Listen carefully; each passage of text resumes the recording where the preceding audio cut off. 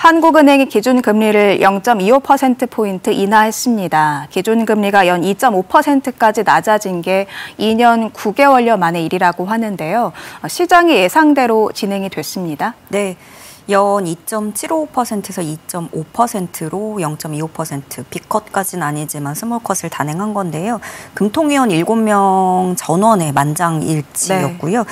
지난해 10월부터 이어진 네 번째 인하 조치입니다. 이렇게 한국은행이 중간에 동결하는 식으로 이렇게 쉬지 않고 연이어서 기준금리를 낮춘 거는 지난 2009년 금융위기 이후에 처음 있는 일인데요.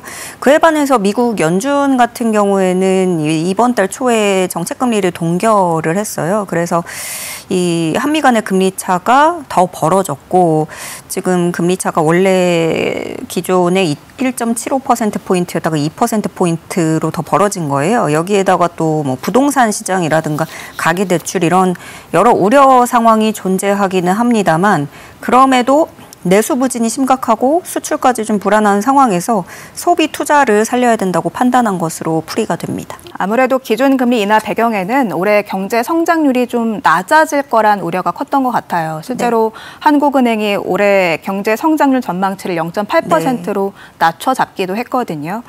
기준금리 인하 경기 부양을 위한 긴급 처방의 차원이다 이렇게 볼 수 있을까요? 네, 그 올해 경제 성장률 전망치를 원래는 1.5%로 잡고 있었어요. 네. 그러다가 그 완전 뚝 떨어뜨린 0%대로 0.8%로 낮춰 잡은 건데요.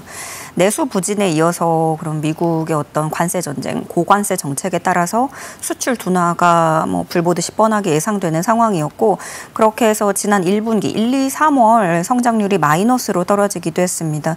그만큼 지금 한국 경제의 저성장의 에 대해서 금융당국이 굉장히 심각하게 보고 있다라고 볼 수 있겠고요. 그런데 체감하시면 이제 4월, 5월도 경기 부진은 이어지고 있기 때문에 어떤 반전의 그런 모습은 보여지지 않고 그래서 2분기 추이도 좋지 않을 것으로 예상이 됩니다. 다만 그 통화 정책만으로 이게 투자로 실질적인 투자로 이어진다든가 어떤 경기 부양 이렇게 당장 경제가 살아나기 어려울 거라는 전망이 나오면서 이제 새 정부가 꾸려지면은 추가 경정 예산안 꾸리거나 네. 또 이제 규제 완화를 통해서 새로운 정책을 짤 거니까요. 그런 식으로 좀 경제 살리기에 나서야 된다라는 조언도 나오고 있고요. 당초 예상보다 이렇게 성장세가 크게 둔화됐기 때문에 향후 인하폭이 더 커질 수 있다 이렇게 시사했어요. 그럼 우리가 좀 예상을 해볼 수 있는 지점은 이제 하반기에 두 차례 남아 있는데 그때 또 인하 가능성을 좀 엿볼 수 있겠다라고 볼 수 있겠습니다. 네.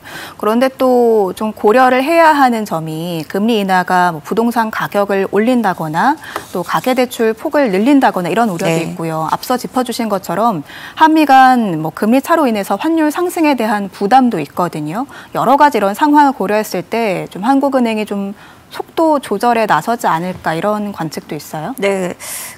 그 한국은행이 항상 이제 금리 인하 기조를 가져가려다가도 머뭇거리는 지점이 바로 말씀해 주신 그런 부분들이에요. 그리고 지금 부동산 추이를 보면은 서울 아파트 값은 계속해서 고공행진을 하고 있고 또 수도권 지역에서도 상승세를 그리고 있습니다.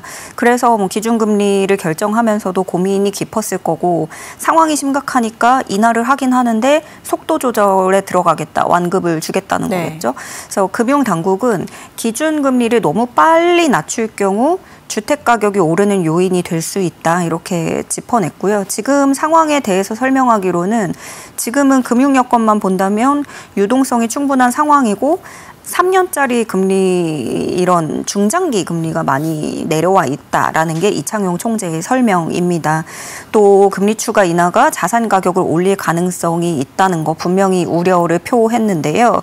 이렇게 금리 인하를 단행한 거는 이제 또 시중에 돈이 돌게 하기 위함인데 여러 가지 리스크와 우려에도 불구하고 이 금리 인하를 했다는 거는 그래도 돈이 돌게 하자 이건데 유동성 공급을 했다고 해서 이게 진짜로 투자로 도느냐.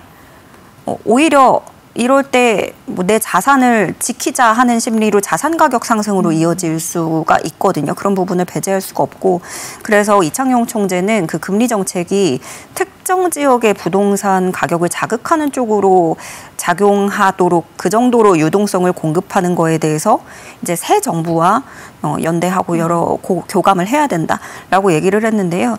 또 뭐 이런 딜레마도 있어요. 그렇다고 이제 수도권 제외한 다른 지방들 부동산 생각하면은 이제 유동성이 필요하다라는 목소리도 있고요.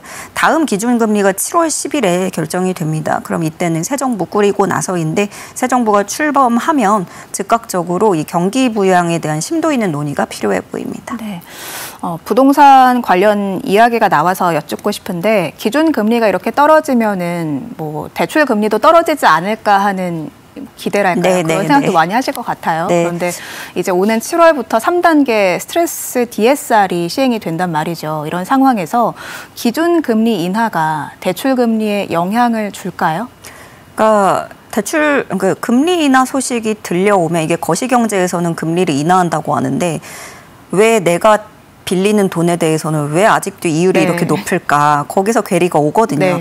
근데 대출 금리 인하를 이번에도 체감하려면은 좀 더 시간이 걸릴 거라는 분석입니다. 일단 말씀하신 대로 은행들이 오는 7월에 당장 그 스트레스 DSR을 또 예고를 하고 있고 그러면 이제 스트레스 DSR을 2차에 처음 적용할 때도 그때 막차 탄다고 몰렸어요. 그러면 이제 지금 부동산 시장 분위기가 7월에 이거 시행하니까 그 전에 집을 사둬야 된다. 대출을 일으켜야 된다. 이런 분위기가 분명히 감지가 되고 있고 그럼 이제 몰리는 대출 물량을 관리를 할 필요가 은행권에선 있으니까 그럼 대출 금리는 천천히 내릴 것이다. 라는 전망이 나오는 거예요. 물론 이 DSR 시행이 이번에는 올해까지는 수도권에만 적용이 되긴 합니다만 이게 금리가 항상 그나마 이번에 뭐 은행 예적금 금리는 비교적 조금 빠르게 뭐 적용이 된다고는 해요. 그래서 지금하고 비슷하게 유지될 거라고는 하는데 그럼에도 불구하고 이제 체감하시는 것들은 계속 예대금리 차는 있어요. 뭐 내가 은행에 맡기는 돈도 내가 은행에 빌려준 돈인데 내가 빌려준 거에서는 요만큼 금리를 주고 내가 빌릴 때는 이렇게 금리를 많이 적용한다라는 거. 지금 예대금리 차가 한 중간값으로 봤을 때는 한 1.4%포인트 나옵니다. 근데 이것도 많은 분들이 불만을 가지고 계속해서 좀 비판이 나오는 지점인데요. 그럼에도 불구하고 이제 지금도 은행권에서는 당장 금리를 내리기는 쉽지 않다라고 얘기를 하고 있고요. 시중은행 주담대 보면은 상단대를 보면 5%대로 여전히 높은 편입니다.